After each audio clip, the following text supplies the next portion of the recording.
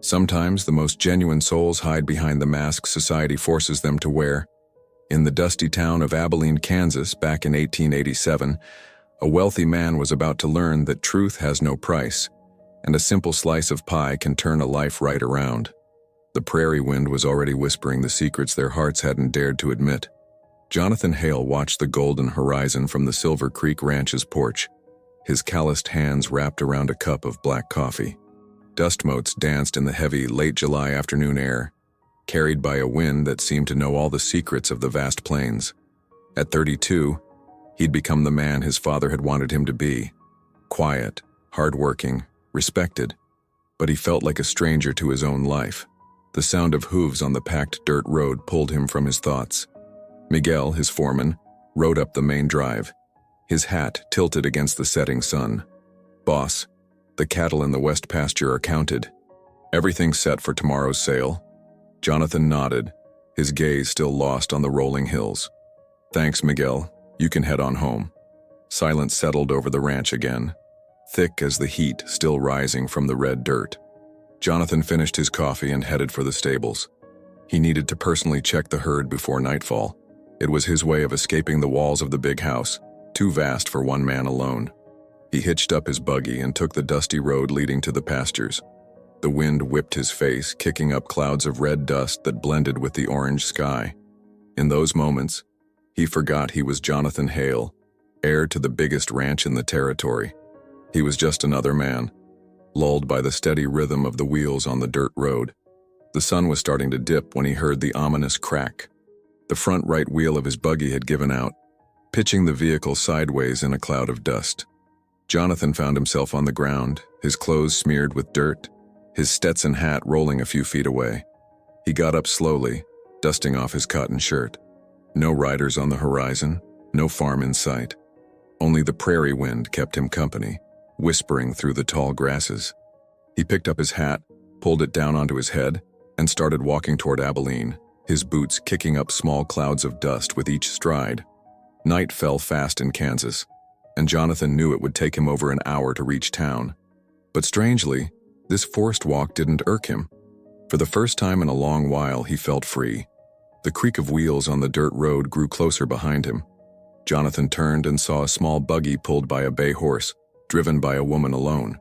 In the golden light of the setting sun, he made out a petite figure, her brown hair tied back with a faded blue bandana. Baskets and crates were piled high in the back of her vehicle, giving off a sweet scent of fresh apples and cinnamon. Clara May Whitford slowed down when she saw the man walking on the road. His dusty clothes and tired gait reminded her of the Silver Creek ranch hands coming home after a long day. The prairie wind kicked up dust around him, creating a reddish halo in the fading light. "Evening," she called out, pulling gently on the reins.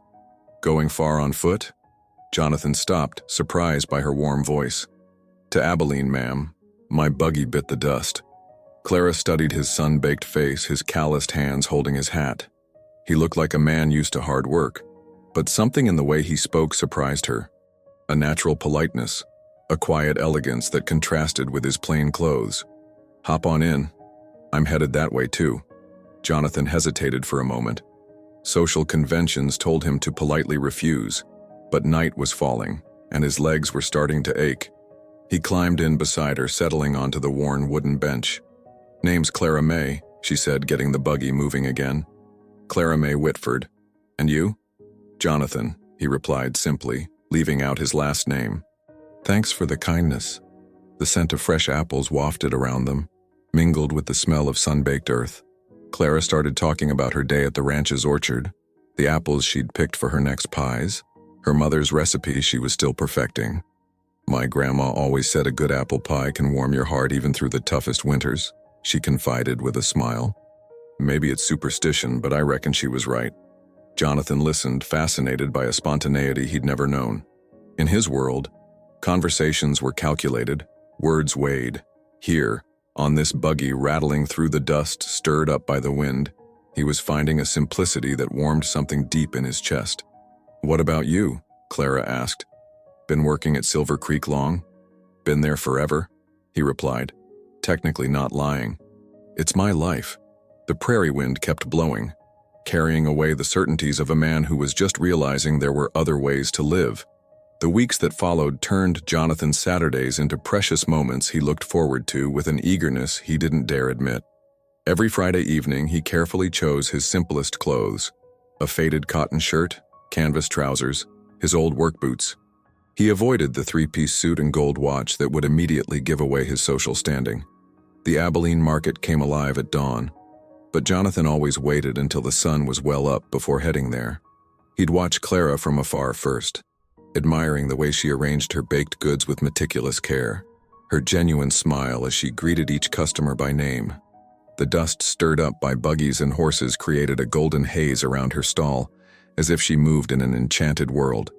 "Jonathan!" she'd call out as soon as she spotted him. "I saved a slice of apple pie for you, fresh out of the oven this morning." He'd approach, politely removing his hat, and accept this offering that had become their secret ritual. The first bite always revealed the same magic: the tender crust, the perfectly caramelized apples, that hint of cinnamon that warmed his mouth. But more than the taste, it was the intention that moved him. Clara thought of him while she baked. "How do you make every pie taste different?" he asked one Saturday, settling onto a barrel near the stall. "The secret is to listen to the apples," Clara replied, laughing, her eyes twinkling with mischief. "Each variety has its own personality. Granny Smiths are rebellious, they need more sugar. Red Delicious are sweet but shy, you gotta encourage them with a little lemon." Jonathan smiled, touched by this philosophy so far removed from the world of numbers and contracts that governed his life. "What about people? Do you listen to them too?" "Especially people," she murmured, arranging her tarts with sudden concentration. "You can learn a whole lot just by watching how someone eats a slice of pie." The prairie wind ruffled a strand of her hair.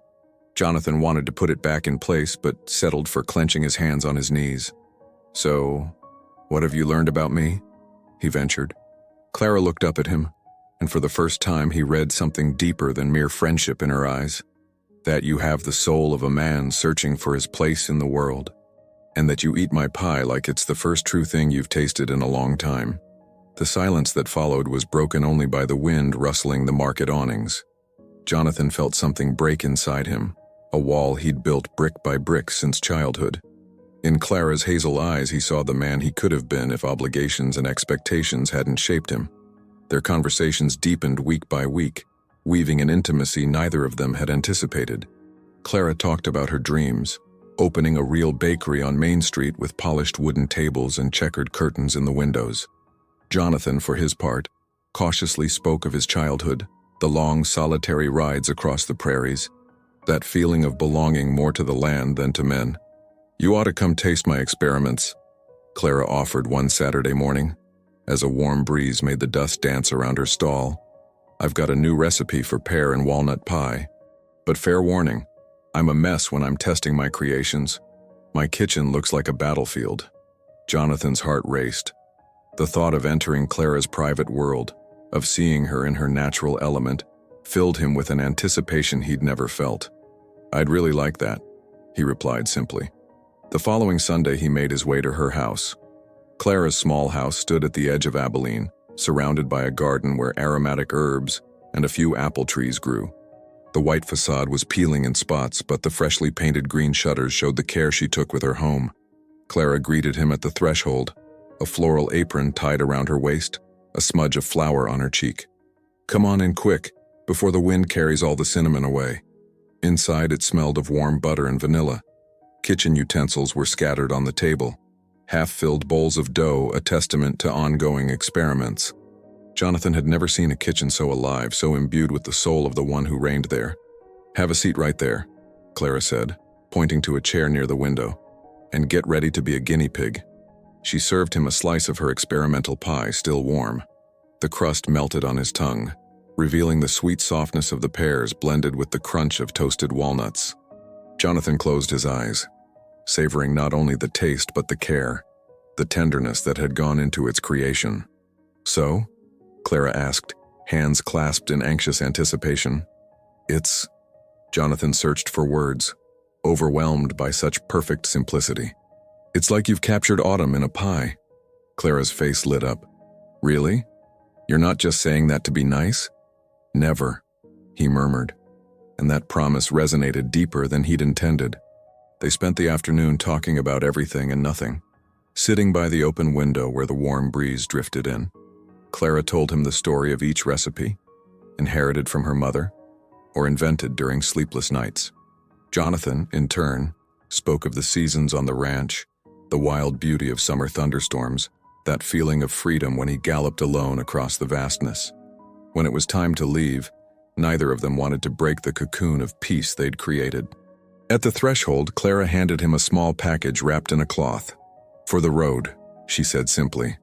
Riding back to the ranch under the rising stars, Jonathan unwrapped the gift. A small individual apple pie, still warm. He ate it slowly, standing in the deserted yard, and for the first time in his life he understood what it meant to feel at home. Autumn settled over the Kansas prairies, transforming the tall grasses into a golden sea that rippled under the perpetual wind.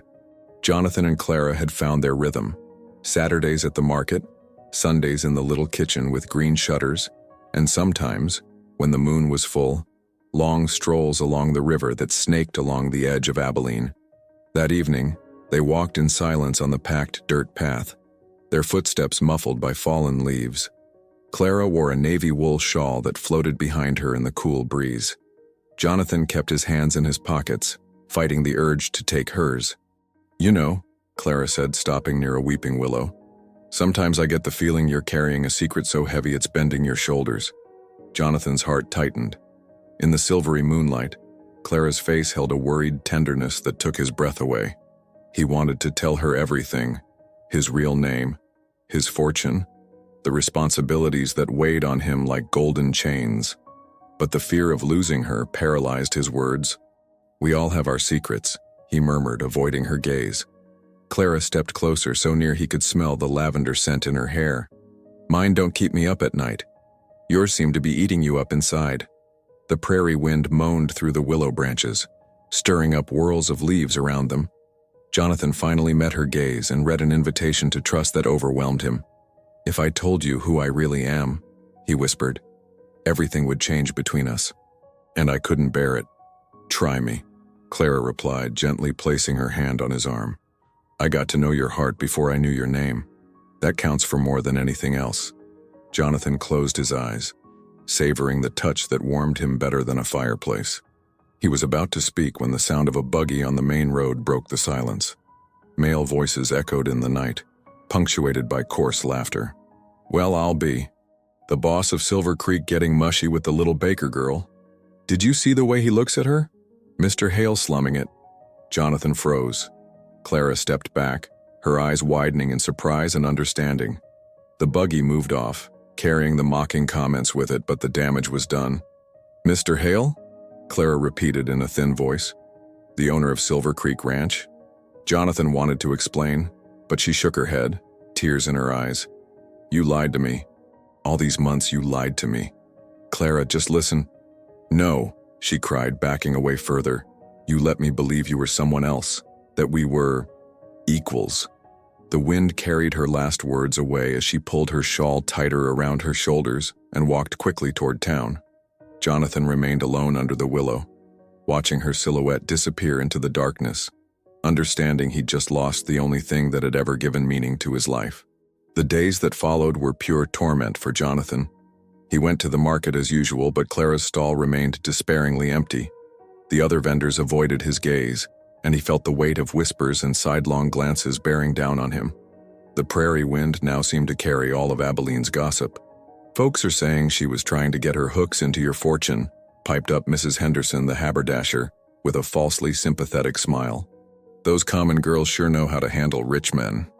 Jonathan clenched his fists but didn't respond. He knew every protest would only fuel the gossip. Dust swirled around his boots as he left the market, his heart heavy. Clara, meanwhile, had found refuge in her kitchen. She kneaded the dough with a violence that betrayed her anger, sending clouds of flour swirling through the air. But even the creation of her beloved pies no longer managed to soothe the pain that squeezed her chest. "How could I have been so naive?" she murmured, kneading the pie crust. "He looked at me like I was precious, and all this time." A knock at her door interrupted her. She opened it, expecting to see Jonathan, but instead found Martha Stevens, the blacksmith's wife, accompanied by 2 other town ladies. "Clara, dear," Martha began in a syrupy tone, "we just came to check on you. The whole town's buzzing about this situation." "What situation?" Clara asked, though she already knew the answer. "Well, your, meetings with Mr. Hale. Folks are gossiping, you see. They're saying you were trying to rise above your station." Clara felt her cheeks flush. "I wasn't looking for anything at all. And my business is my own."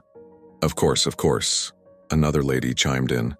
"But you see, a girl like you with a man like him, it can only lead to trouble." After they left, Clara sank onto her chair, overwhelmed. The next day, when she went to the market to take her usual spot, she found another vendor occupying her space.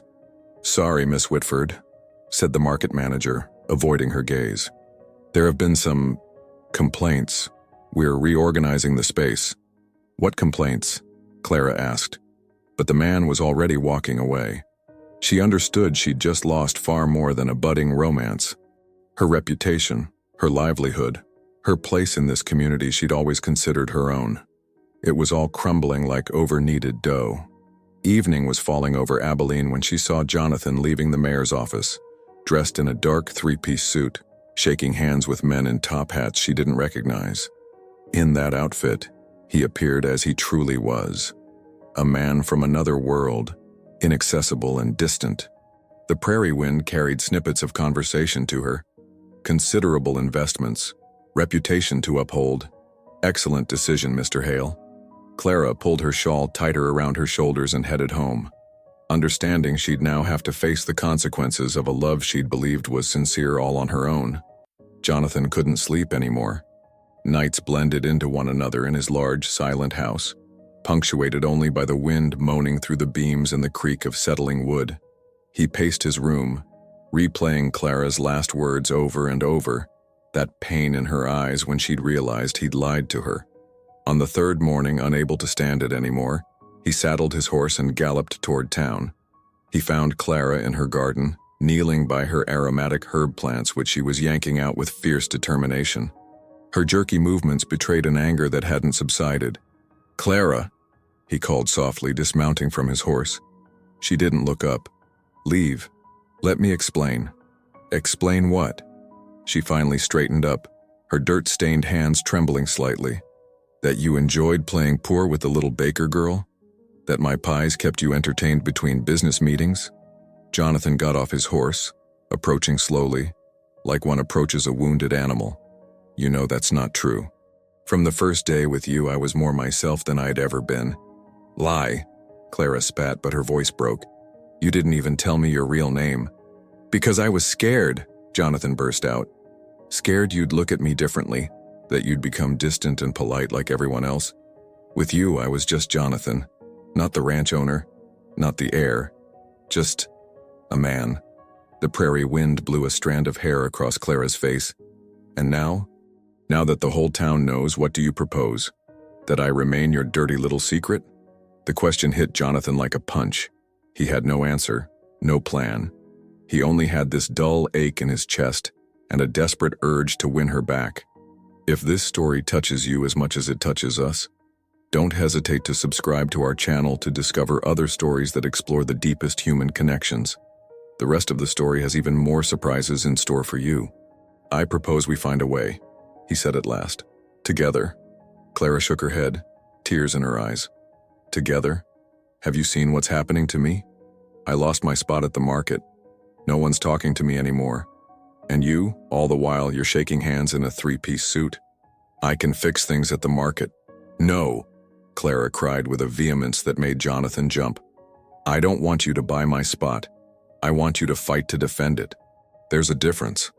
Jonathan remained silent, suddenly understanding the magnitude of what she was asking. It wasn't money she wanted, it was his courage. She wanted him to choose, publicly, whose side he was on. "Give me some time," he murmured. "Time." Clara picked up her basket of uprooted herbs. "Time, Mr. Hale, is a luxury not all of us have." She turned toward her house, then stopped at the threshold. "When you've decided who you truly want to be, you'll know where to find me." The door closed with a sharp click, leaving Jonathan alone in the devastated garden, facing the most important decision of his life. That night, Jonathan didn't return to the ranch. He rode aimlessly across the prairies, letting his horse choose the direction, while the full moon lit the golden vastness that stretched as far as the eye could see. The plains wind whipped his face, carrying away the last certainties of a life he'd led out of obligation rather than choice.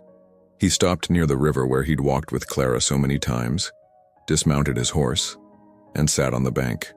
The water murmured softly through the reeds, a soothing sound that contrasted with the turmoil in his thoughts.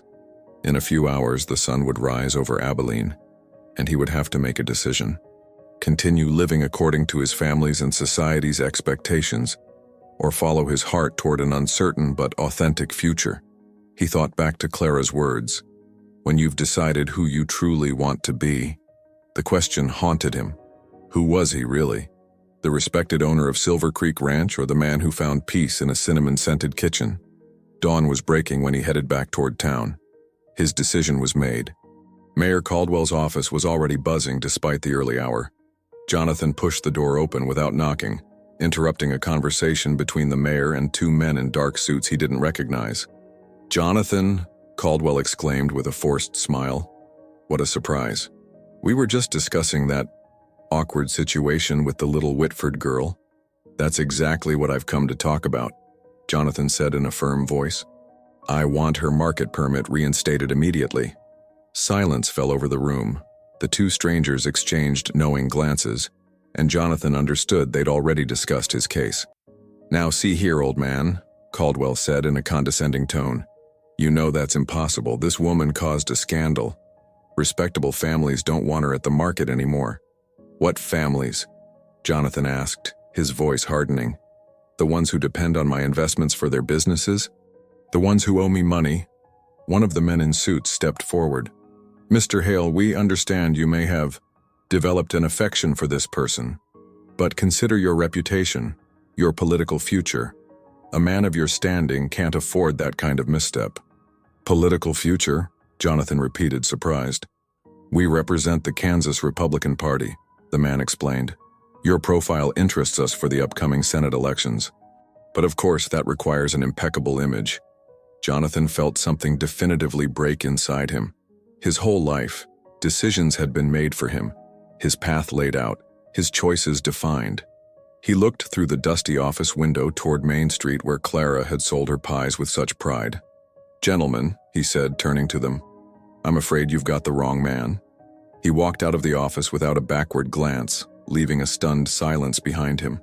Outside, the prairie wind seemed to encourage him, pushing at his back as if to guide him toward his true destiny. The next morning, the whole town was abuzz with rumors. Jonathan Hale had defied the mayor, rejected a political career, and demanded Clara's return to the market. News traveled faster than the prairie wind in a community where scandals were rare. Clara heard the news from Mrs. Patterson, her neighbor, who rushed to her house with eyes bright with excitement. "Honey, you'll never guess. Your Jonathan caused quite a ruckus at the mayor's office yesterday. Word is he told off some politicians from the Capitol. He's not my Jonathan," Clara murmured, but her heart sped up despite herself. "Anyway, he stood up for you. The mayor's fuming, but there's nothing he can do. Hale's too powerful, and now everyone knows he's publicly backing you." Clara spent the day in a state of deep turmoil. She mechanically prepared her dough for tomorrow's pies, but her movements lacked their usual precision. Flour swirled in the air like her thoughts, scattered and uncertain. Toward evening, there was a knock at her door.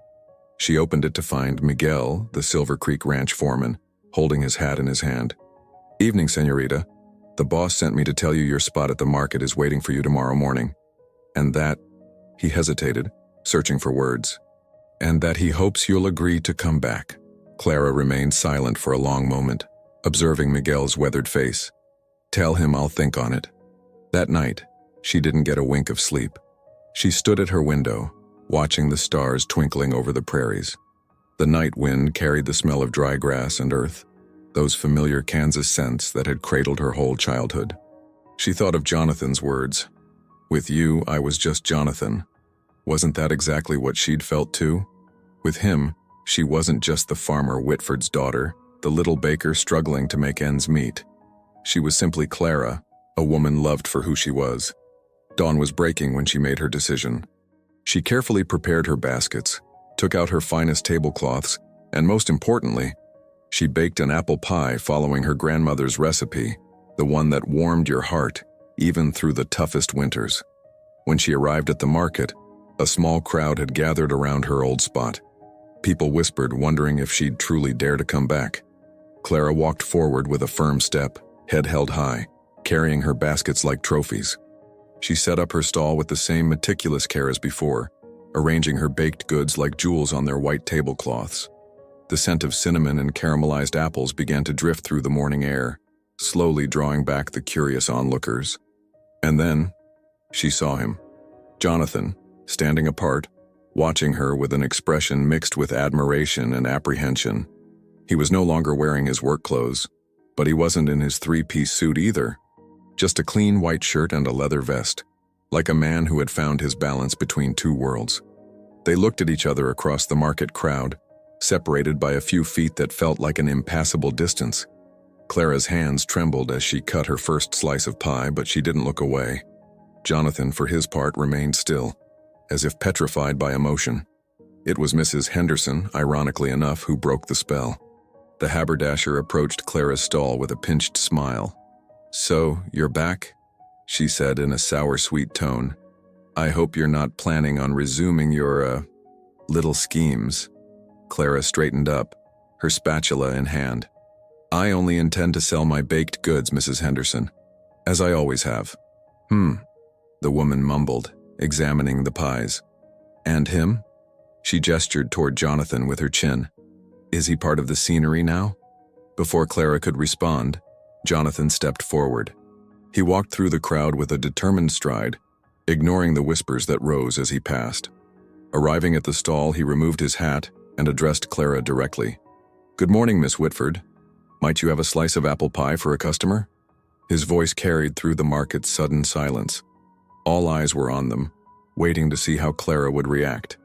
She looked at him for a long moment, searching his eyes for the sincerity she'd learned to recognize. "That depends," she said finally. "What kind of customer are you? The kind who's learned that a good pie can warm your heart even through the toughest winters," Jonathan replied, repeating the exact words she'd spoken that first day. "And who now knows that some things are worth fighting for?" Clara felt her eyes well up. She slowly cut a large slice of pie, the finest one, the one she'd kept in the center, and handed it to him. "This one's for men who have the courage of their convictions," she said softly. Jonathan took the plate, their fingers brushing. "And what do I owe you?" "Not a thing," Clara murmured. "It's a gift. For a friend." The word friend resonated between them like a timid promise. Jonathan tasted the pie under the gaze of the entire assembly, closing his eyes to savor the sweetness he'd missed so much. "It's perfect," he said, opening his eyes again. "Exactly as I remembered it." Mrs. Henderson sniffed disdainfully and walked away, but other customers were starting to approach, drawn by the tempting smell and the curiosity of the spectacle. Jonathan didn't move from the stall, finishing his slice of pie while standing, clearly visible to everyone. "Planning on sticking around long?" Clara asked with the hint of a smile. "As long as it takes," Jonathan replied. "I've found I rather like the market atmosphere." The prairie wind gently ruffled the awning above the stall, making shadows dance across their faces. For the first time in weeks, Clara felt something like hope blooming in her chest. Perhaps it was possible, after all, to build something true between two such different worlds. The weeks that followed radically transformed the dynamic of Abilene. Jonathan came to the market every Saturday, no longer disguised as a simple worker, but fully embracing his identity. He bought Clara's baked goods, lingered at her stall, and little by little the other customers stopped whispering and became true buyers once more. But it was Sundays that their relationship found its new form. Jonathan would arrive at Clara's house in the late afternoon, when the golden light filtered through her kitchen curtains. They'd cook together, she teaching him the secrets of her recipes while he shared his knowledge of the seasons, the harvests, the land that gave birth to the ingredients she transformed. "You're mixing too vigorously," Clara said, laughing, watching Jonathan wrestle with the dough that stuck to his fingers. "You gotta have a lighter touch, like you're stroking a skittish horse." I'm better with horses than with flour, Jonathan confessed, dough all over his hands. They don't stick to my fingers, that's for sure. Clara moved closer to him, guiding his hands to show the right motion. Like this. Feel how soft the dough gets under your fingers? The touch of her hands on his made Jonathan shiver. There was no more lying between them, no more false identity, just this new intimacy building in the flour and cinnamon scents. Clara, he murmured, not stopping his kneading, I want you to know something. These past few months with you have been the first time I've ever felt truly alive. She looked up at him, reading a vulnerability in his gaze he'd never shown before. Even now? Now that you know the whole town is watching us? Especially now, he replied. Because now, I'm not afraid of who I am when I'm with you. The evening wind stirred the curtains, bringing the scent of dry grass and the first wild roses of spring. Clara felt her heart open like a flower, letting in the tenderness she'd tried to protect. Jonathan, she said softly, if we're going to try again, it has to be different. No more secrets, no more pretense. Just us two, as we truly are. That's all I want, he murmured, leaning in toward her. Their first kiss happened in that spice-scented kitchen, their hands still dusted with flour, to the sound of the prairie wind whispering its blessing through the open window. It tasted of rekindled sincerity and shared hope. When they parted, Clara was smiling, her cheeks flushed with emotion. The pie's going to burn, she whispered. Let it burn, Jonathan replied, pulling her close. I found something far more precious. Outside, the sun was setting over the Kansas prairies, painting the sky rose and gold, as if nature itself was celebrating this second chance given to love. Jonathan and Clara's rekindled romance soon drew the attention of Abilene's most conservative circles. One May morning, as the first lilacs perfumed the air and Clara arranged her pies on her stall, she saw a delegation approaching whom she recognized with apprehension. Mrs. Abigail Hale, Jonathan's aunt, led the group. A tall, austere lady with gray hair, pulled into a severe bun, she embodied the most rigid traditions of Kansas high society. Behind her walked Mrs. Caldwell, the mayor's wife, and two other ladies from the local high society. Miss Whitford, Mrs. Hale began in an icy voice that contrasted with the gentle morning breeze. We need to have a word. Clara continued arranging her baked goods, refusing to be intimidated. I'm listening, ma'am. This association with my nephew must cease. You don't understand the implications of your behavior. Jonathan has responsibilities, a legacy to uphold. He cannot afford this kind of deviation. Deviation? Clara repeated, her eyes flashing. You call love a deviation? My dear child, no one's questioning your feelings. But be realistic. You come from different worlds. This affair can only end badly. For whom?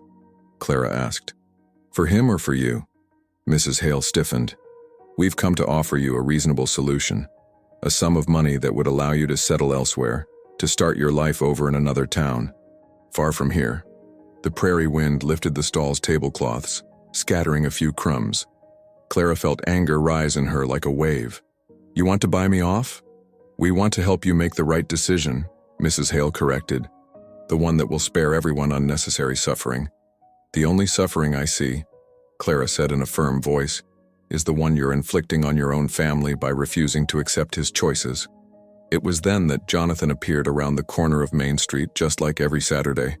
He immediately spotted the small group around Clara's stall and quickened his pace, his face darkening when he recognized his aunt. Aunt Abigail, he said in a controlled voice as he reached them. What are you doing here? Jonathan, Mrs. Hale exclaimed with a forced smile. What a coincidence.